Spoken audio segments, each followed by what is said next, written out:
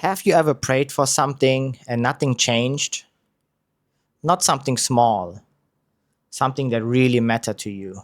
You prayed consistently, you tried to believe, you tried to surrender, and still nothing. No breakthrough, no miracles, not even anything close to a clear answer. Just silence. What do you do with that? I don't think as Catholics we talk enough about this. We talk about trusting God, we talk about surrender, we talk about miracles, but we don't always talk about the long stretches of silence when you're praying and it feels like God is quiet. I've had prayers like that, and those were prayers I genuinely believed were good prayers.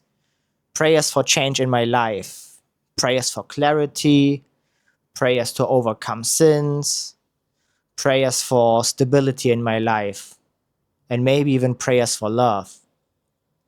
And when nothing happened, I didn't feel holy at all. I mostly just felt frustrated. Sometimes even a little foolish. Like, am I just talking to myself? Am I just talking to the wall or the ceiling? And that's when the thoughts start. Maybe my faith isn't strong enough. Maybe I'm doing something wrong. Maybe God is disappointed in me. Or maybe he just doesn't care about this. And those are, to be honest, really uncomfortable thoughts when you're a believer. But they are very, very real. But over time, I started to realize something about myself. It's when I pray, I always have a certain outcome in mind. I say, God, I trust you. But secretly, I'm hoping that I'm getting the answer or solution that I prefer. And when I don't, when the door stays closed, when the struggle doesn't disappear, when the situation doesn't improve, I get really restless. I get restless and frustrated.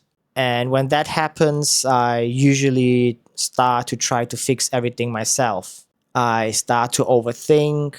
I strategize. I try to find solutions over and over again. And I might even start to feel a little bit depressed and hopeless. And that's when I have to ask myself, do I actually trust God, or do I just trust him when it cooperates with my own plan and when it's convenient for me? This is a very central question, I think, and it exposes a lot. It says a lot about our own prayer lives. Now, if we look at the Bible, and I don't want to go too deep into this since I'm not a preacher, but there's a moment in the Gospel of Luke when Jesus prays, Father, if you are willing, remove this cup from me. Not my will, but your will be done. And I think that's one of the core central passages when it comes to the topic of unanswered prayers. Because when you read this passage, you know that God didn't remove Jesus' suffering either. He didn't allow his suffering to pass. And the cross wasn't removed. But the Father wasn't absent either. And that's sort of what changed how I see unanswered prayers. So maybe the silence doesn't mean abandonment, but maybe it means something deeper is happening in our lives, especially in our religious, spiritual, and prayer lives. I'm slowly learning that prayer isn't about control. Prayer is not transactional. It doesn't work like this. I can't be treating God like a heavenly ATM, asking for this or that in my life and hoping that every single time I'm getting my will done. And it's not that if I pray hard enough, God will give me what I want. But I think what's really important here is that prayer is a relationship. It's especially a relationship built on trust. And trust means that you have to trust in something that you don't know, right? Trust is always a belief in that of which you don't know the outcome. So sometimes God says no. Sometimes he might say not yet. I did have times in my life where he did say not yet. I prayed for something for a very long time. and the problem was only resolved after maybe even a year later. But sometimes I pray, sometimes we pray, and the struggle doesn't get removed at all. But what I slowly started to see and feel in myself is that it strengthened my trust when I did not give in to resignation. But to be honest, I don't always like it like that.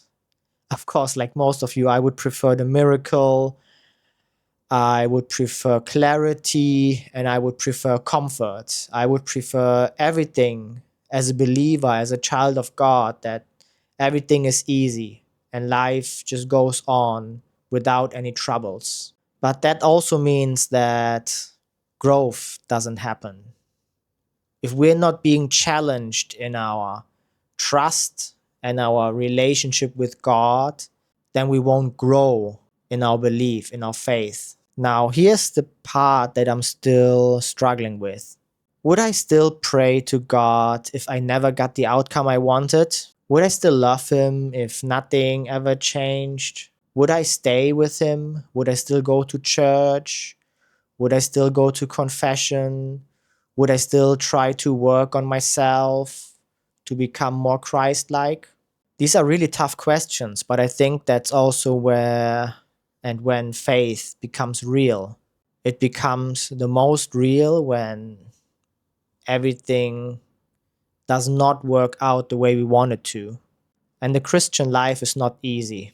Maybe unanswered prayers aren't proof that God isn't listening. Maybe they are proof that He is trying to shape something deeper within us. Maybe He is trying to shape the goodness, the trust, and our relationship with Him. Maybe He's also shaping our humility, and maybe He's shaping our surrender.